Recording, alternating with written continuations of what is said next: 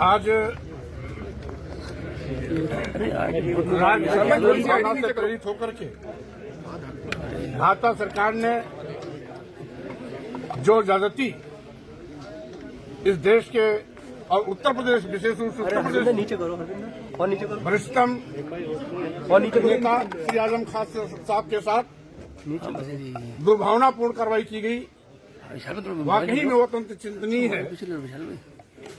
और इतने बड़े नेता को मुर्गी चोरी, भैंस चोरी जैसे छोटे और घटिया आरोप लगा करके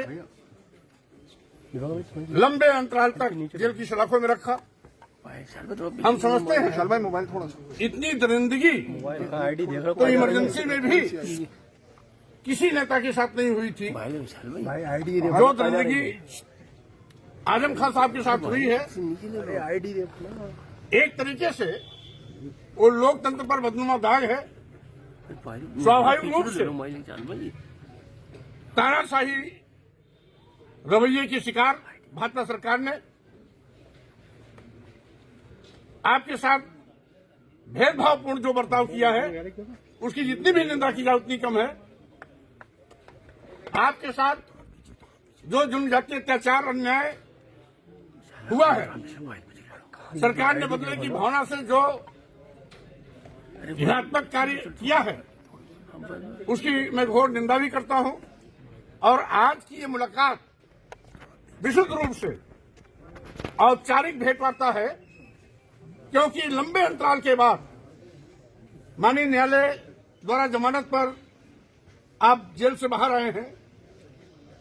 स्वाभाविक रूप से जो भी वैचारिक लड़ाई लड़ते हैं, ईमानदारी से पूरी राजनीति में जिन्होंने अपना समय गंवाया, ऐसे नामी गिरामी नेता आजम खान जी के साथ दुर्भावनापूर्ण की गई कार्रवाई हम समझते हैं न केवल निंदनीय है, लोकतंत्र में अक्षम्य भी है।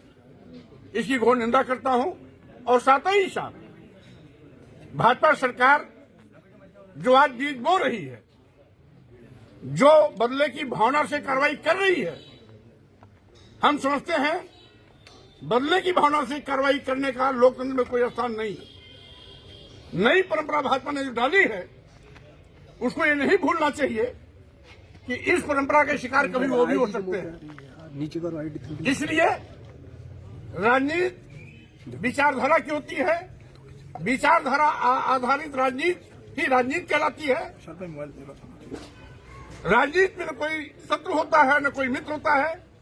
वैचारिक रूप से हम सभी एक दूसरे दलों में रह के काम करते हैं, लेकिन जब हम राजनीतिक मंच से बाहर होते हैं तो हम सभी एक होते हैं। लेकिन जिस तरीके से भाजपा ने शत्रुता निभाई है, दुश्मनी निभाई है, व्यक्तिगत दुश्मनी निभाई है, वाकई में ये सरकार ने अपनी गरिमा गिराई है, अपनी गरिमा के विपरीत आचरण किया है। जितनी भी निंदा की जाए उतनी कम है। स्वाभाविक रूप से आज मैं आजम खान साहब से, जो वरिष्ठतम नेता है, असेंबली में लंबे अरसे तक, 1 दर्जन बार तक जो विधायक रहे हैं, राज्यसभा लोकसभा में सांसद रहे हैं, जिनकी इतनी लंबी राजनीति रही हो, उनके साथ जो घिनौना कृत्य किया गया है, वाकई में दुखद भी है, निंदनीय भी है और लोकतंत्र में एक कलंक भी है। हम समझते हैं भाजपा सरकार को ऐसी घटिया हरकतों से बाहर आना चाहिए। जी स्वामी जी, बरेली प्रकरण को किस मामले से? अखिलेश जी ने कहा था कि आजम खान के ऊपर भाजपा ने मुकदमे की एक नया रिकॉर्ड बनाया, हम सब मिलकर लड़ेंगे। बहरहाल उस पर मैं कुछ नहीं कहना चाहता। मैं उनका सवाल उनसे कीजिएगा, आपका सवाल आजम खान साहब से स्वामी जी, बरेली प्रकरण मामले को कैसे देखते हैं? करने आया हूँ, हालचाल लेने आया हूँ, कुशलक्षेम पूछने आया हूँ, शीघ्र स्वस्थ होने की कामना करने आया हूँ। और साथ ही साथ अभी उनको कुछ समय चाहिए स्वास्थ्य लाभ के लिए और लगातार मुकदमे की पैरवी के लिए।